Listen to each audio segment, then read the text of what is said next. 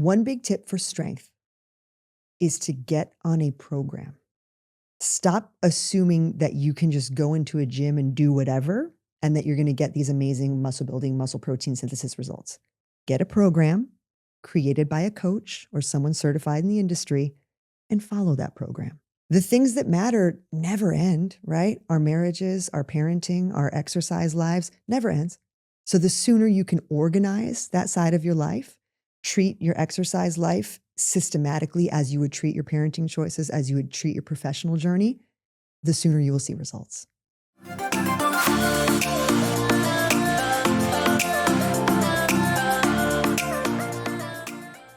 Welcome to the Juggleverse, celebrating inspiring women who master the juggle. I'm Edith. Today meet Amanda Lim, Harvard-certified coach with 20 years optimizing health via fitness and nutrition. As director of Lift Clinic, Singapore's first metabolic health clinic, she and her physician husband empower clients to build stronger lives.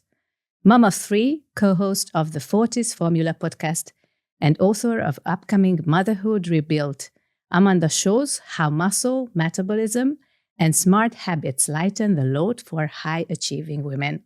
Hello, Amanda. Welcome to the podcast. Thank you so much for having me. I'm so excited for this chat. I'm happy to have you here, as you are very experienced in making podcasts, because you also celebrating already the 100th episode of your podcast. Congratulations. That's amazing. Thank you so much. What a milestone that we honestly did not see coming. I can imagine. As a mom of 3 running a clinic and a podcast, you are a living proof of expertise eases the juggle, right? Girl, I juggle. I got balls. Tell me something about it. Constantly in the air. I do think that it all roots back to my youth as an athlete and being able to juggle just the 2 balls, but I was young then, right? The 2 balls of high-level athleticism and school, right? So already then as a student athlete, I felt like I was getting some good experience in juggling. And then when I went on to university, obviously new passions emerged, everything from joining different clubs, different sports, different friends, and being able to get all those balls kind of going in the same time. And then when I became a young professional, I realized that I was not at that point ever going to let go of my athletic identity. So that was never going to be something that I just let rupture and disappear because now I'm a professional or now I'm in this case, a mom. It's something that I realize I will carry that with me always. And so juggling is at the heart of what I do because I refuse to let go of the identities that mean something to me. Wow. From grad school hustles to Lift Clinic leadership and consulting companies, what drew you to metabolic health as an ultimate juggle simplifier? We can say that, right? I would definitely say that. I would say you will never regret being in good health, ever. It will never make things harder. It will only make them easier. It will never give you a worse outcome. It will only give you a better one. So if I were to campaign for metabolic health, it would be that it's essential for you to be a good professional, for you to be a present mother. I think if you are struggling with your health, then you have one problem, right? You actually a pioneer of metabolic health, as you said. What does metabolism mean? And what is it actually? How can we handle that each day? And what is it about? Yeah. What I love about the field of metabolic health, it's not the field of longevity and it's not the field of lifestyle medicine. It's not functional medicine. Metabolic health is about outcomes we instantly and directly measure. And that is what I love about it. Mm-hmm. We're talking about the intake, processing, storage, and utilization of energy in the body. And we can measure that with different outcomes. The main 3 that we focus on at Lift Clinic are your VO2 max, so your measure of cardio fitness, your hand grip strength, which is your proxy for strength and function, and your body composition, which reflects, sure, your weight, right? But also the way that you hold on to muscles versus fats in the body. And by understanding and really delving into the processes that produce those outcomes, you can control the future of your health. But this is unique, right, for each and every one? Very. It's so absolutely this is why unique you have to measure these data. Have to measure these data. Have to get a handle on where you fall, because all 3 of these outcome measures are related to all-cause mortality. This is a life and death situation. So you can't just sweep health under the rug or push it into the future and hope that it'll all be okay. It's something that particularly as women and as women who've gone through pregnancy, we need to take control of that now. Okay, let's look at it in more details. So what's the main difference between men and women, first of all? And are there any differences among women as well? Yeah. Well, let me first pull out my endless list. Okay. And again, or I can give you we have time. So we can go from the endless list, or we can go to the simple one word, hormones. Okay. But what we could also, I'm going to broaden that to physiology. All right. Okay. So I'm going to broaden that to hormones and biological differences. One of the main that you will observe in metabolic health are differences in muscle. How much we have, what type we have, how quick we build it, how much we hold on to it through the life course. Mm-hmm. So I'd say those 4 factors are quite different for men and women. Men have a lot. They have a lot of the strength kind. We have a lot of the endurance kind. They have more than us at birth, and then even that proportion grows at puberty. Mm-hmm. And then the decline of their skeletal muscle is much slower because the decline in their androgen hormones is much more gradual. For us, we have these events: menstruation, pregnancy, breastfeeding if that's your choice, and menopause. And all 4 of those will rob you of your muscle density and your bone density without taking action. So this is why we have to handle it in a different way than men do. We have to pay attention to it in a different way than men do. And more attention, maybe. Yes. Girl, yes. Because we are not at a physiological advantage when it comes to muscle. And we can leverage some of these situations, pregnancy in particular, to build muscle at a time where we would otherwise lose it. Okay, let's go into details in case of women. So you mentioned that there's the first part that we talk about puberty and Yes. the starting of menstruation, right? Yes. Like cycles. What happens there in metabolism-wise? This is what I would say is most relevant when I'm giving talks to student athletes here in Singapore. I talk a lot about the impact of menstruation, the onset of estrogen, and making sure that we are getting enough food in that stage, that we are not dipping into what's called LEA, low energy availability. Okay. We need to make sure that girls at this age are getting not just adequate calories, although that I will always say that's the baseline of the pyramid, right? So if nothing else, make sure they're eating enough, but also make sure that they're getting enough protein to support muscle development, make sure that they're getting enough iron to support, obviously, healthy iron stores when we're losing blood through menstruation, and make sure that they're at least exploring the potential of strength building exercise.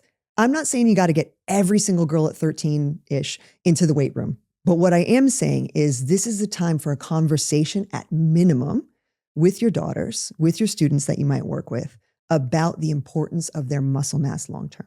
Can they intake all of these, what you mentioned here, with food? Absolutely. Or do they need any supplement? Oh, rarely. I won't say never. I will not say never. So there are instances in which we've had young athletes needing supplements simply because the demands of their training schedule are sky high relative to what they either can or prefer to eat. But what I will say is we are food first at Lift Clinic. And I would say philosophically in the medical community, it's food first. We want to make sure that our kids are getting enough food. And then within that, typically they will get enough of this iron and protein if the diet is balanced.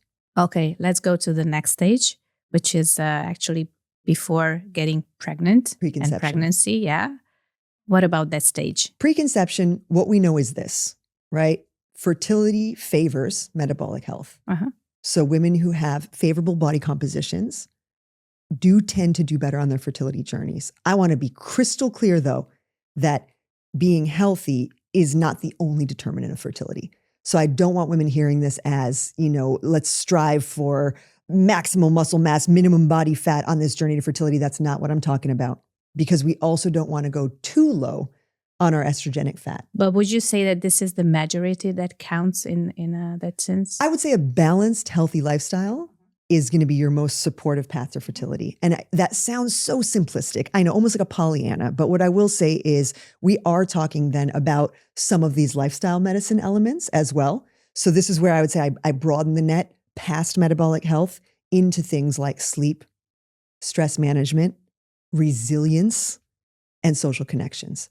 This is where things like partner support can play a massive role, right? In the ability for a woman to have a mentality that supports optimal fertility. Yeah, but it's not easy in practice. Sure is not. None of this is easy, girl. Building muscle's not easy. Definitely Building not. mental resilience even harder. So it's important to have somebody next to us who gives guidance Absolutely. and support. Absolutely. Maybe not too frequently, so I don't mean that every day, Yeah. but just give a proper guidance to the right to do dose, this. Mhm. right? Challenge and support, one of our fundamental models in behavior change, right? We need an adequate amount of challenge. And I think fertility journeys provide that adequately, mental challenge as well as physical. And then we need support in equal measure. Now, we actually reached the pregnancy phase in my our life. favorite. Yeah. That's where So I shine, tell me girl. about that. So let's talk about it's something upside down in the body, right? upside down, inside out. Everywhere. I mean, thousands of % increase in estrogen instantly. Mhm. And by third trimester, some of the metabolic shifts that happen. First of all, we're burning up to 30% more at rest, meaning calories. We're burning 30% more calories at rest in the third trimester, just sitting around. So if you aren't eating up to your metabolic demands, again, I referenced earlier that low energy availability state, you will fall into low energy availability, even if you perceive that you're eating enough or eating the same that you were in first and second trimesters, simply by the physiological progress of the body, of the pregnant body. So if we're not rising to the demands, and particularly if you, and I pray that you are an active pregnant woman, so you are doing your walks, your yoga, ideally lifting weights, then those energy demands are even higher, right? At rest and proportionately higher in activity.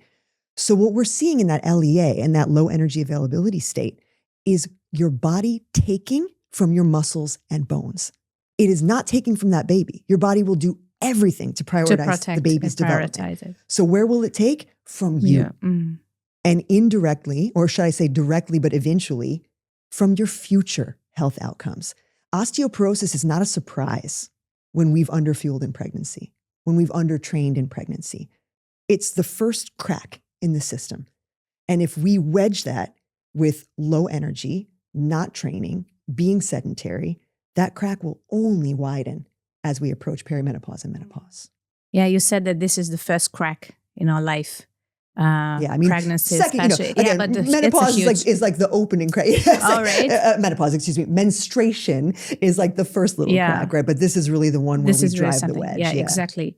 Can we find a way back somehow and get back to the original metabolism, or it's absolutely a different phase and stage afterwards when we give birth to our kids? You can improve metabolism at any age. Okay.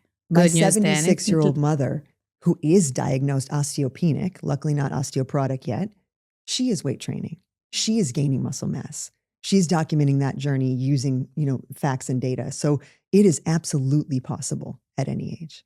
Why is it important? I always read and hear, and even in podcasts as well, that after a certain age, especially after giving birth to kids and postpartum and afterwards in menopause and later stages in our life, it's very important to have muscles. Yeah. Tell me, why is it so important? It's because it's so highlighted. Earlier, I said that you'll never regret being in poor health. I assure you triple, and though nor you nor I are in this stage yet, but my parents are, and other women in my circle, you will never regret being strong, independent, able to function. These are things we take for granted when we're young and even in midlife. But I think menopause is the first time a lot of women are confronted with a lack of function or loss of function.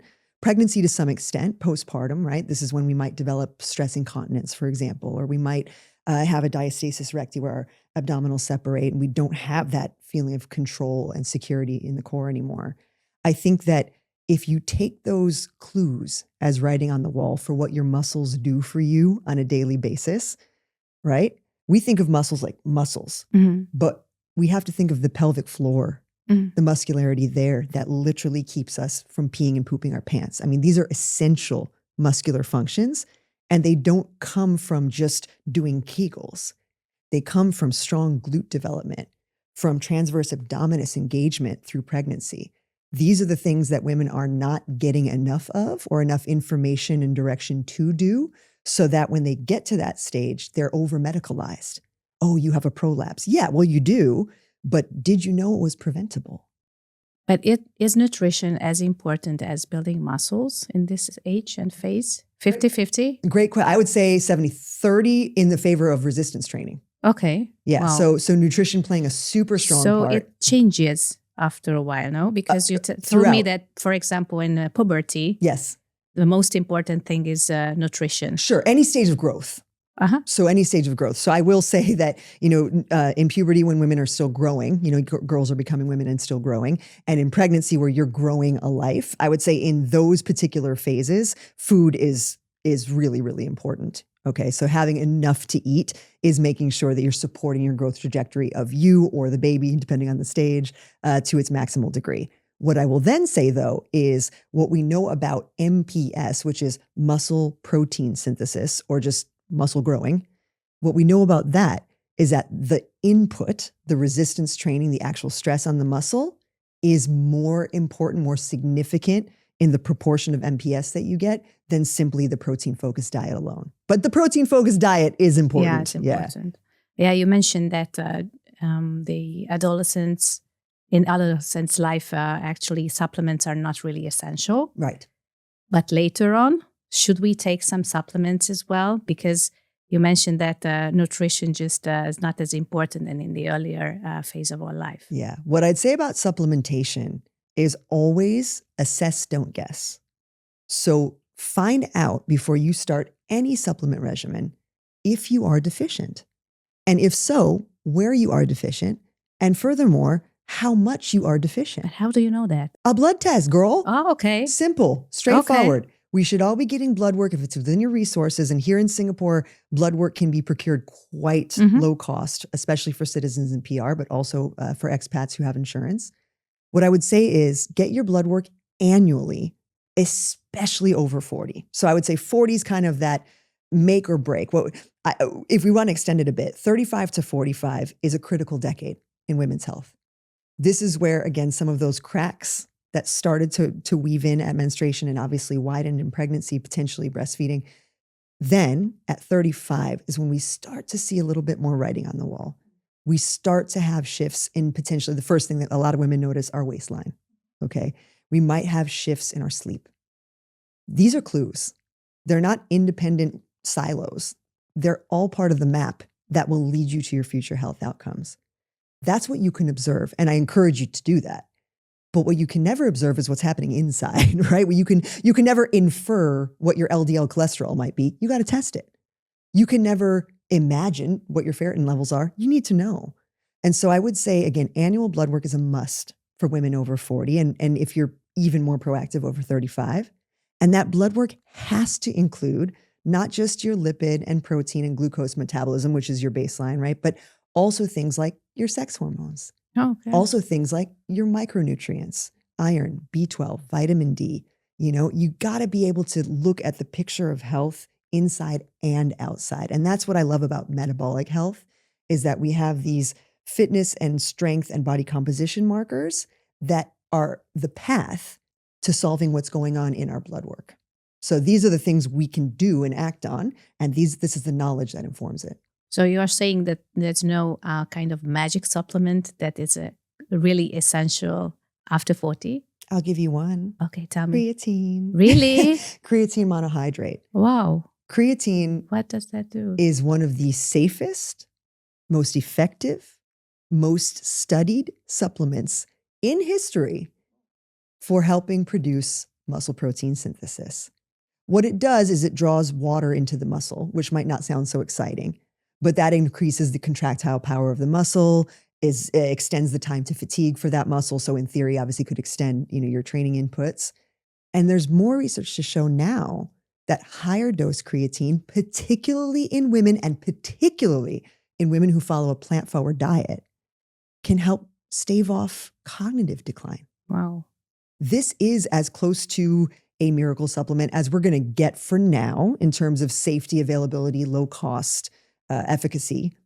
And it's something that I would encourage more women to think about. How does it look like in practice? So should we take it daily, on a daily basis? Yeah. So creatine is one of these supplements. It's not like, if you think about caffeine, I think about caffeine a lot. If you think about caffeine, it's an immediate dose response, right? So I take the caffeine, I feel that response.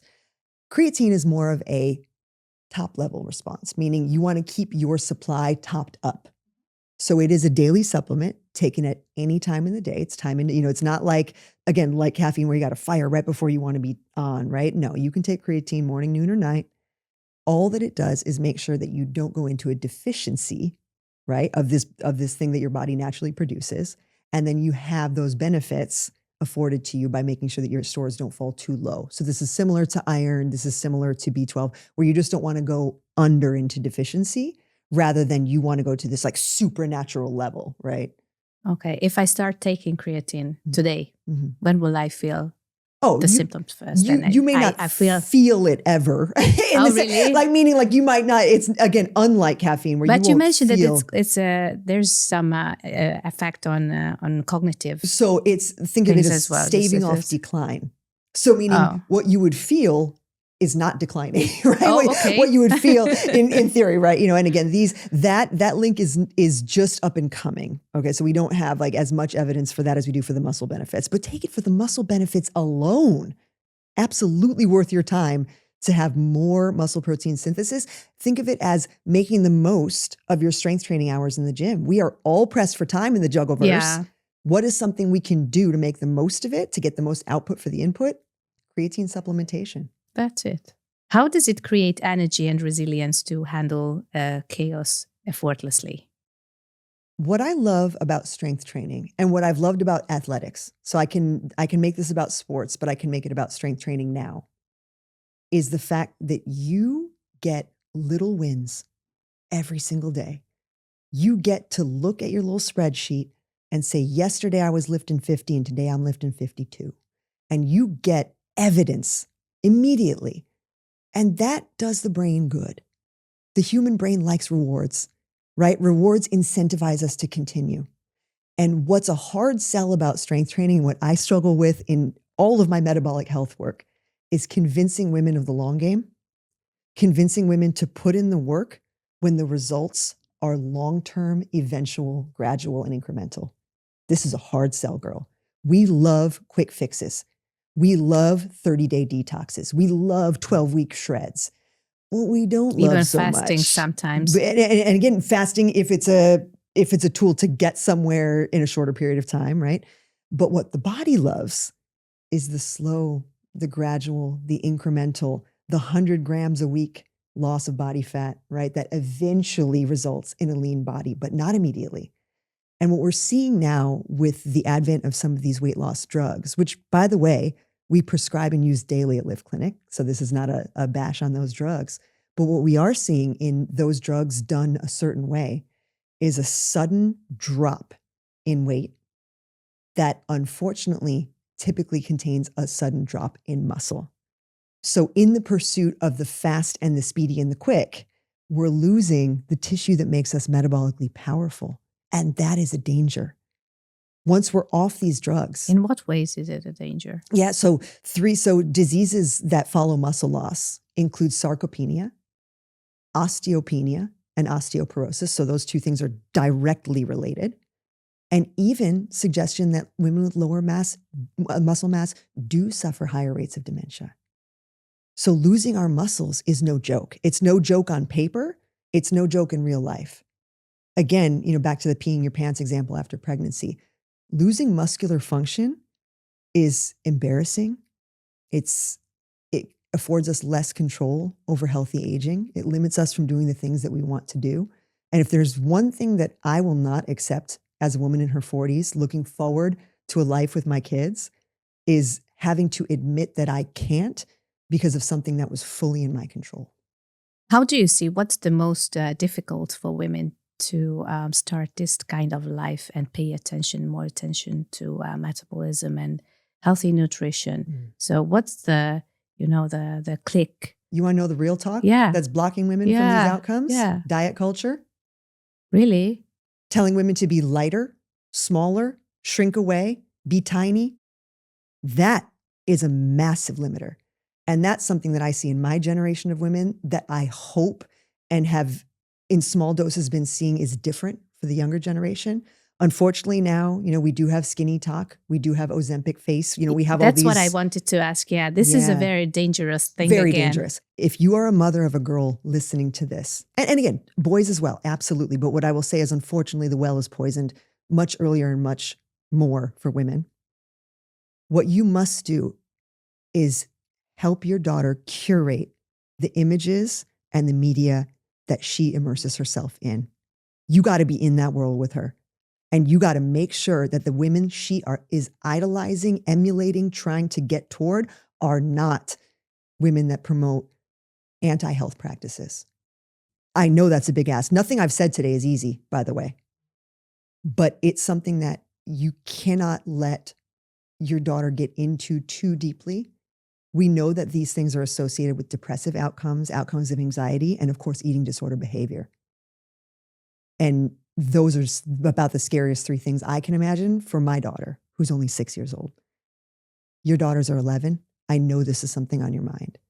We need to get as much information as possible to the girls. First of all, I said starting around pubescence about the power contained in their bodies, and not just in the sense of don't get pregnant, right? It's like, I think we do an overly adequate job of warning women about their bodies and an inadequate job of educating them about the power within their bodies.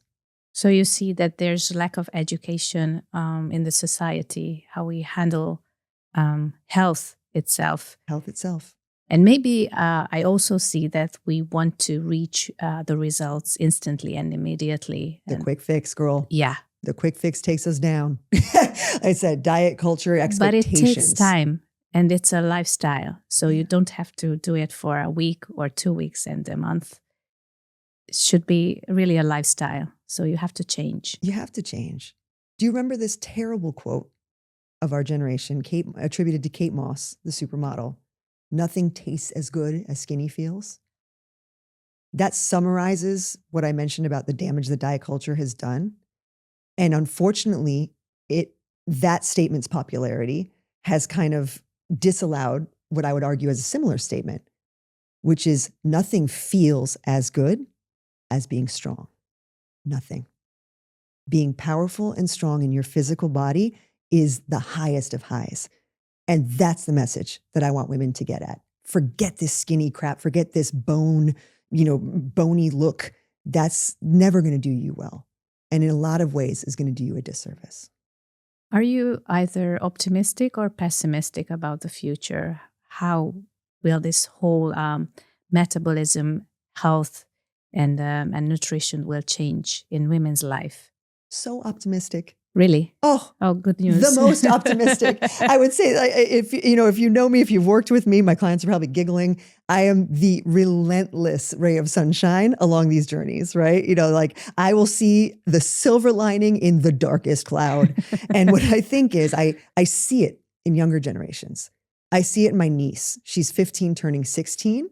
When she came to visit me here in Singapore, she's American. She came to visit me here in Singapore.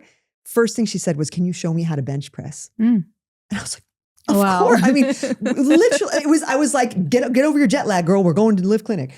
Yes, they are educated about that. They want that. I didn't even want that. And I was an athlete at that time, at that age. And I didn't even know how to ask that question, because bench pressing at that time was still kind of on the men's side of the gym. Right? We were more in the side of, again, gymnastics obviously being a specific style of sport, but, we were more about the artistry, the ballet side of things, even Pilates we were doing back then. But we hadn't yet gotten in the weight room in a real way. Girls are now. That gives me so much hope. So much hope. Yeah, that's absolutely good news.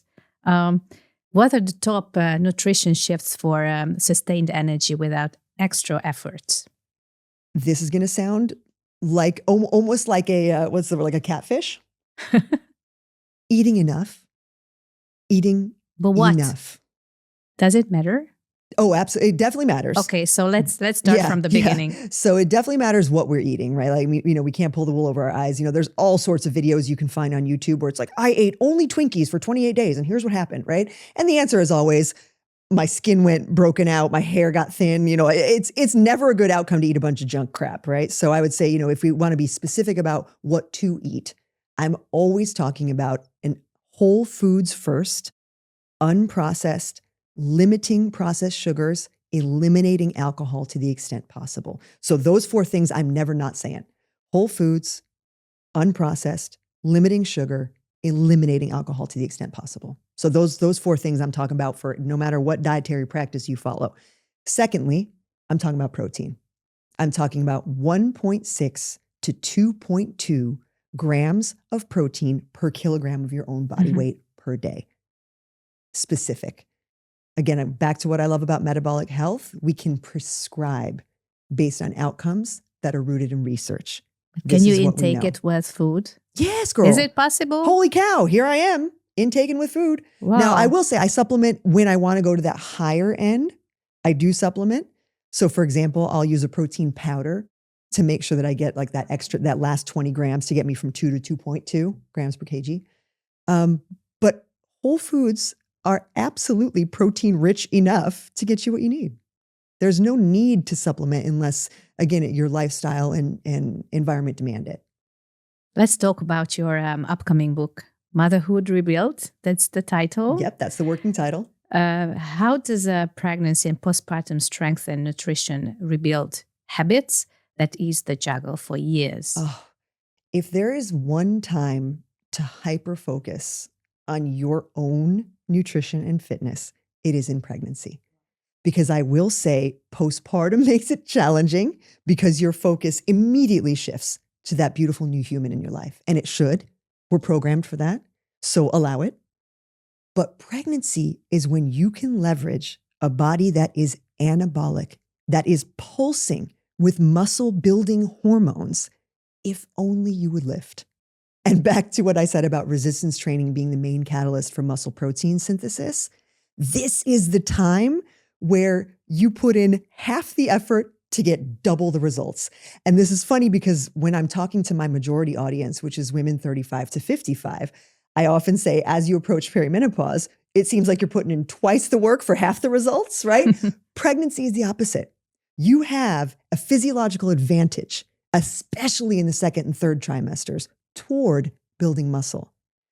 Yes, it will result in weight gain. So this is something I want to be very clear about, that muscles are heavy. They do make up weight. Yeah. And so if you are on a pregnancy journey of your own and you're working out and you're lifting weights, you're eating enough food, and you do see the scale going up, be precise.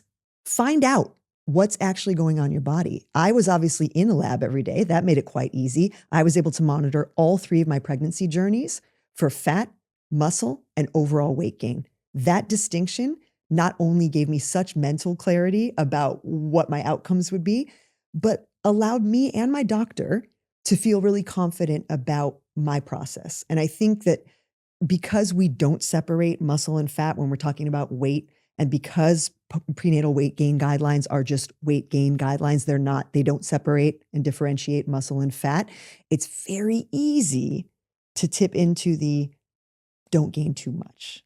Mm-hmm. Whereas I argue in the book that every gram of muscle you can leverage in pregnancy is going to pay off twofold on the backside in the postpartum recovery.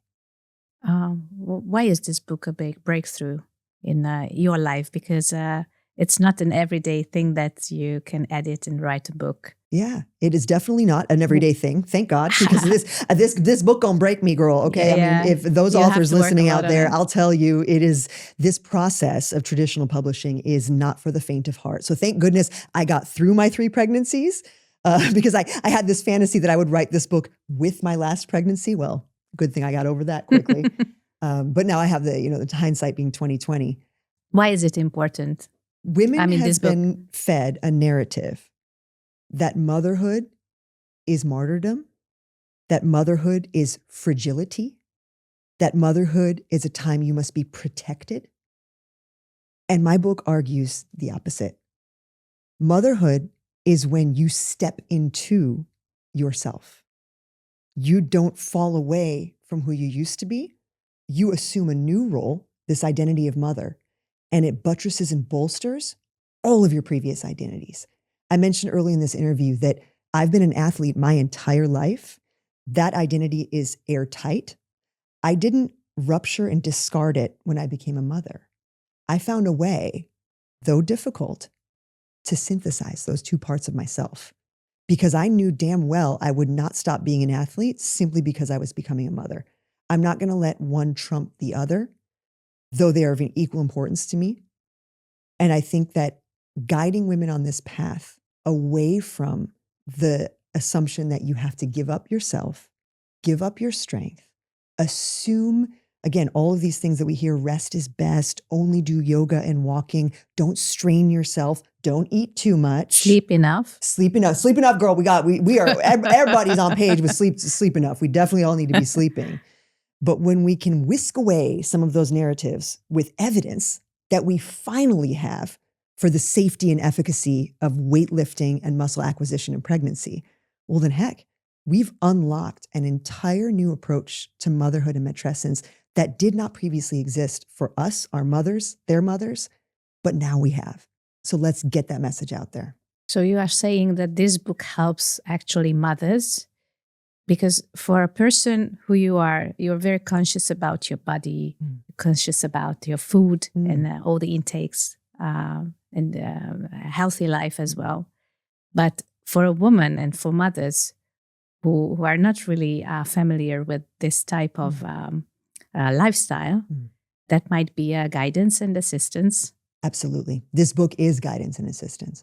I say, in my book pitch for my agents, it's like, this book is like having a conversation with a friend, but a really well-informed, a little bit forceful friend, right? So this book is holding your hand, but also giving you a little pat on the back, right? Let's get in there. Let's lift weights together. Let's do this thing, mama, because your future and your child's future depends on your health. What's the most common mistake that mothers really make in terms of nutrition and healthy life? I know one mistake, maybe I probably hear it too much and too many times, that everyone is counting calories. Kills me. Yeah. In pregnancy, let it go. If there's one thing, if you want, let's put it this way, to count calories in pregnancy, you want to count them up to your energy expenditure, which is at an all-time high for the entirety of your life. So you want to make sure you're eating enough. If you want to count something, count grams of protein. Make sure that you're getting that 1.6 to 2.2. And again, I'm going to argue for pregnant mothers, 1.7 is actually your bare minimum. These are the things you might want to count if you're in a pregnancy journey. But restriction, shrinking, not gaining too much, caution. You're treading on dangerous territory. 3 immediate steps: strength, nutrition, boundaries. For listeners to lighten their juggle today, not tomorrow, today.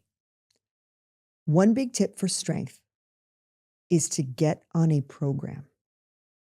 Stop assuming that you can just go into a gym and do whatever and that you're going to get these amazing muscle building, muscle protein synthesis results.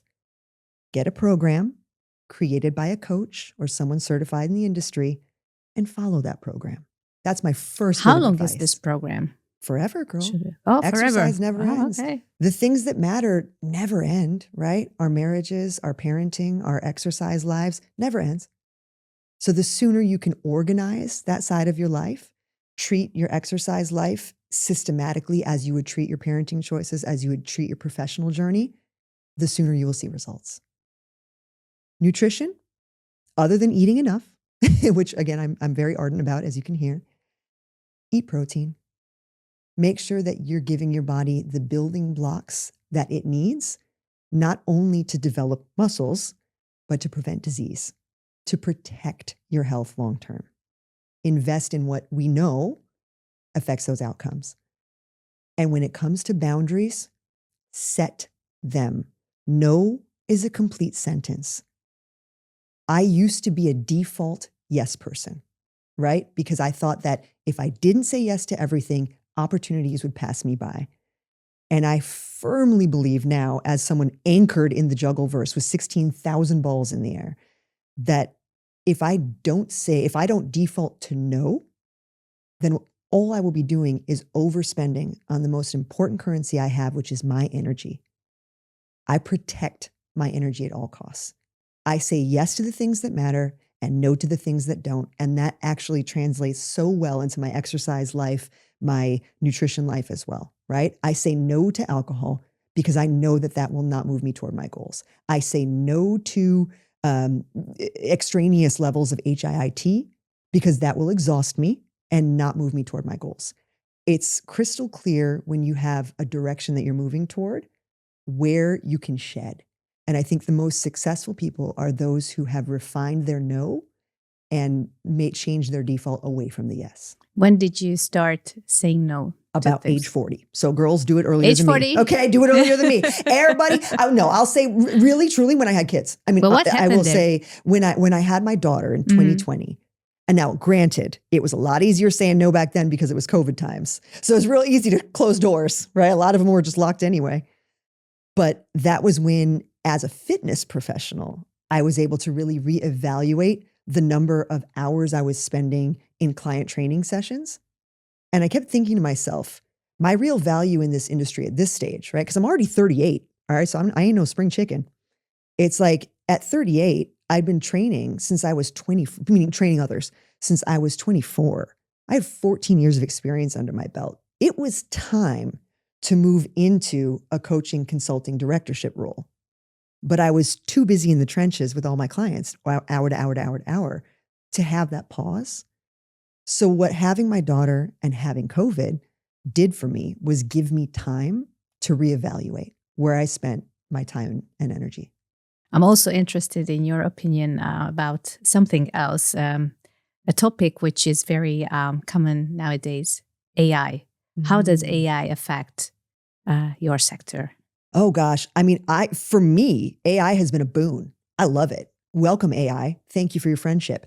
What I love to, I'll give you an example of how I use AI in my coaching practice. So I have an app. That's how I manage all of my clients. So all of my clients have accounts. That's where they log their workouts and meals and all this type of stuff. What I love is I can, in my interactions with clients, I can mirror their tone using AI. And we know that when we respond to someone in kind using their style of communication, the message is more likely to be read, understood, and appreciated. So I've been able to say, okay, AI, read this tone from this client. So I'll cut and paste our chat into AI. And I'll say, write me a workout description that answers their pain points, that specifically speaks to what they've wanted from this. And then I just update the workout description so that when they open that workout for the day, yeah, they're still going to see the same movements, squat, deadlift, bench press, like that stuff doesn't change for nobody, but they'll see it written in such a way that appeals to their specific interests. And that has been a game changer for me. But still there's a human control, which is... Oh yeah. And I'm I'm a writer girl, so I can't help but edit, right? Like, it's like, I'm like, that doesn't sound exactly like what I'd say. So, I'll change it up a bit. But what it allows is it actually, people are scared of AI kind of like, wiping the personality out of different sectors. I actually think it enhances my ability to communicate in 60,000 different ways efficiently without taking up all of my time. And again, have that message be received. Because something I've had to learn time and time again in my career is that the success of your message is not simply the validity of the message, how evidence-based it is, it's how well it is received by the person with whom you're communicating. And if my messages can be better received by tweaking my delivery, I am open to that. I'm in that world. But I'm quite traditional, so I do believe that your book will give this message to many my book women. is this voice. Yeah, you will, if you get into my pages, you will hear this all over it. And that's what I do love to express myself in the way that I do. Yeah, I'm really looking forward to reading your book, and congrats for that. It's a really huge milestone, I assume, in your life. Huge. Long time coming, a lifetime coming. Yeah, absolutely. Okay. Thank you so much, Amanda, for coming. Thank you for having me. Absolutely. It was a very literally uplifting conversation with you. We're here to please. I live clinic, and again, with optimism forever. Thank you. Thank you. Listeners, take that first step, one strength workout today to spark real change. Discover Lift Clinic, tune into the 40s formula, and watch the launch of Motherhood Rebuilt. Catch your previous episodes on YouTube, Spotify, and Apple Podcasts. Hit subscribe and share your juggle wins or even failures in the comments. Until next time, keep exercising, keep juggling, keep shining.